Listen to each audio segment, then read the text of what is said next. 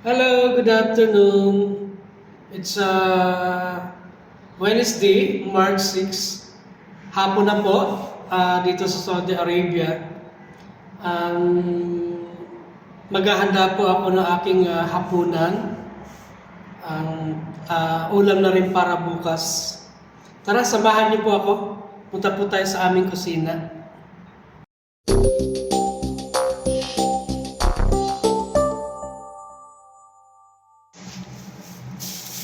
Hello, dito na po ako sa aming kusina. In this video po ay magluluto po ako ng turon. Binabili po akong saging. Naka-sale po. Mahal po itong saging from India. Pero naka-sale po siya kaya nakabili po ako. At meron din po ako rito pambalot. Ang pampabalot ko sa turon. At the same time magagawa din ako ng lumpia para sa aking baon bukas. Tara, let's go! So yan po yung ating meat mixture para sa lumpia Shanghai. At ito po yung ating saging. Yan po. Gagawin po nating turon. Andito yung pambalot. Sanbula spring roll fast 3 sheets. At ang ating muscovado, yung pambabalot sa saging bago balutin ng lumpia wrapper. Tara, simulan na po natin yung pagluluto. So yan, talupan po muna natin ating saging.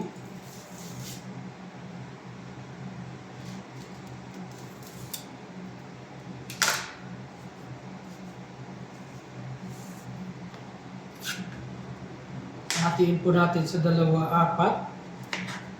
apat na slice. Para marami tayong magawang turon. Isang piraso, apat na slice ang aking ginawa kasi malalaki naman po itong ating saging. Ito po ay yung saging mula sa bansang India.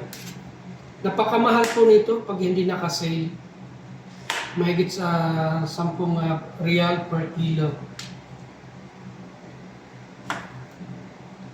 Bumibili lang po ako nito kapag mura. Pag naka-sale sila. Kaya ako nakakagawa ng turon. Sometimes sinahalo ko rin po ito pagka gumagawa ako ng binignit. Yan po.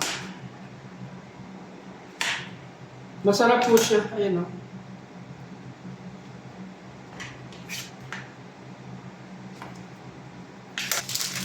Nandiyan na po natin ating wrapper.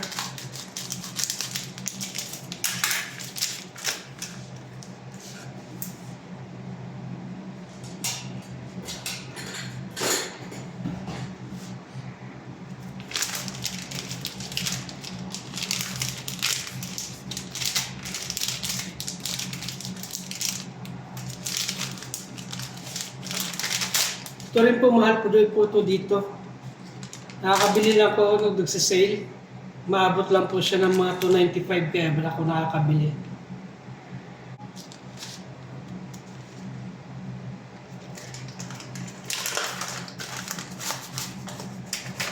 Ito po yung muscovado. Yung aking pong pagtimpla. Kasi medyo matabang din po ito. Hindi po siya kagaya ng saging sa atin na matamis. Kaya nilalagyan ko rin po siya ng pampatamis ang muscovado sugar.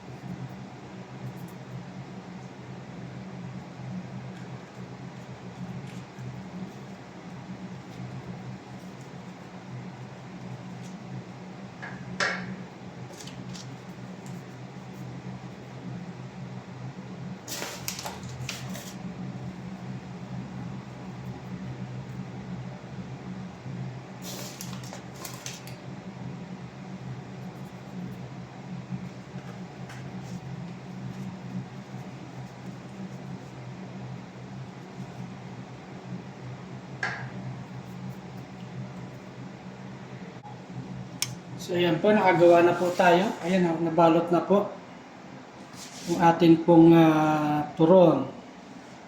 Sunod po natin yung ating lumpia.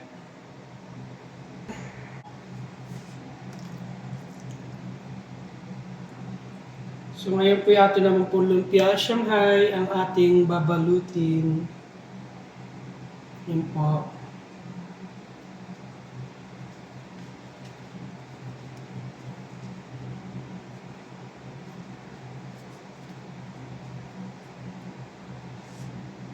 Yan, nakagawa na po tayo isa.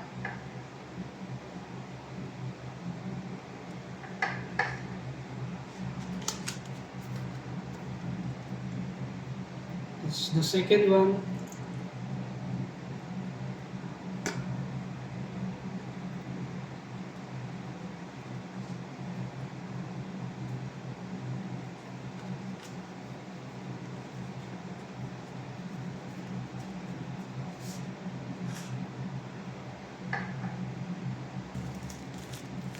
The third one.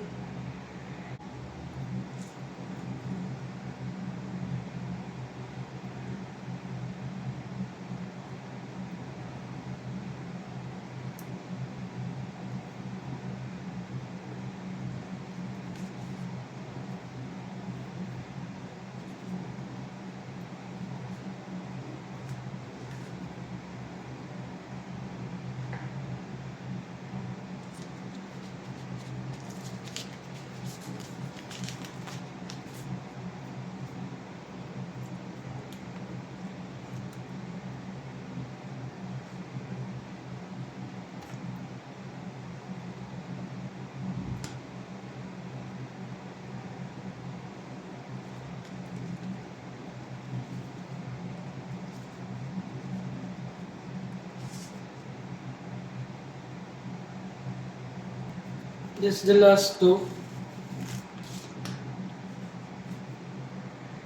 So ayan po, dahil naubusan tayo ng lumpia wrapper. Ito naman ang gagamitin natin, yung sambusa leaves. Paras lang naman din po yun.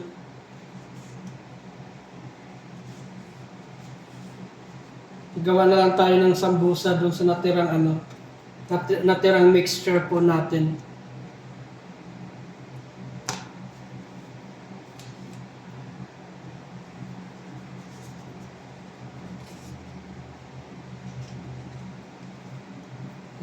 Sambusa po yan.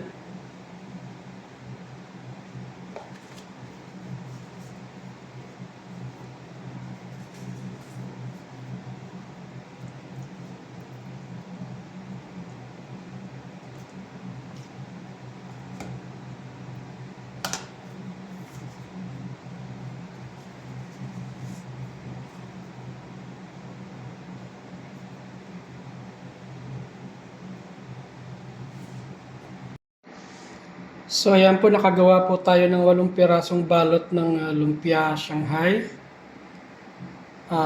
Siyam na pirasong balot ng sambusa at 12 pirasong balot ng turon. Ayan po. Tara, simulan na po natin magluto.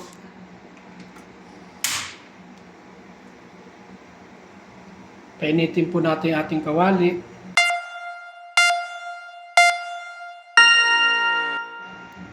So yan, mainit na po yung ating kawali. Lalagyan na po natin siya ng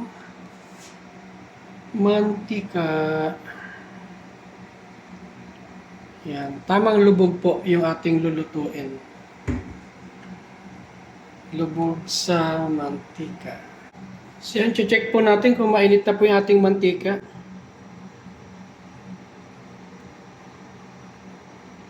Kita nyo po yan, hindi pa siya bumubula. Ibig sabihin, hindi pa po siya mainit. Check po ulit natin after mga... So, ayan. Ayan po. Bumubula na po yung ating ibig sabihin, mainit na po yung ating mantika. So, simulan na po natin ang pagpiprito. Unahin po muna natin ang ating turon. Ang ating turonis de bolognese. Yan. Hinaan lang po natin ng apoy at baka masunog ka agad. Ayan. Dahil napakainit na po ng ating mantika.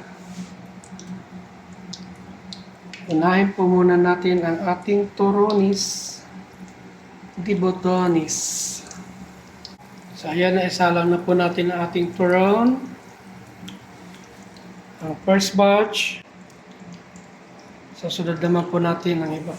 Nga pala, may natira pa. Gagawin ko na lang po itong bola-bola. Pritong hubad. Yan, pritong hubad na lang. Lumpiang hubad pala. So yan po, paluto na po yung ating first batch. Pwede na po natin itong hanguin para maisunod na po yung ibang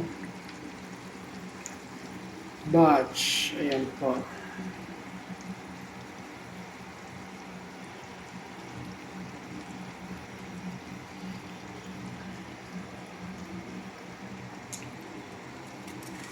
Ang ating turones de botones.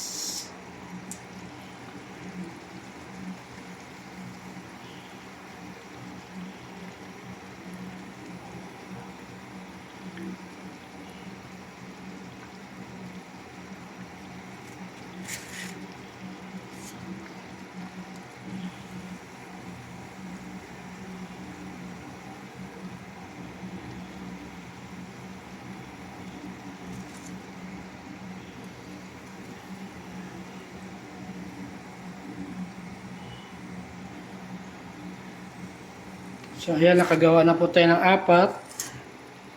Sunod naman po natin itong ibang ating turon.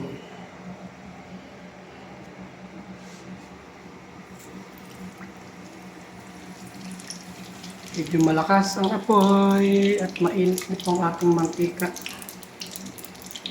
Medyo nagbabaga na po ating mantika.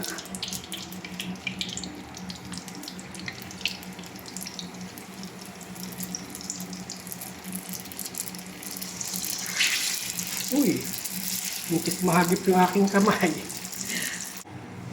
So ayan, bilis po niya naluto dahil mainit na po yung ating mantika. Hindi kagaya kanina na bahagya pa lamang aroy. So mahirap kasi maiksi yung aking handle. Uy, natatalupan yung ating turones de botones. Yan. Binaliktad na po. Ayan na, binaliktad na po. So ayan, saglit lang po, luto na yan. So ayan, sinunod. Luto na po yung luto na po yung ating turon. Ayan po. Sinunod ko na po yung ating sambusa.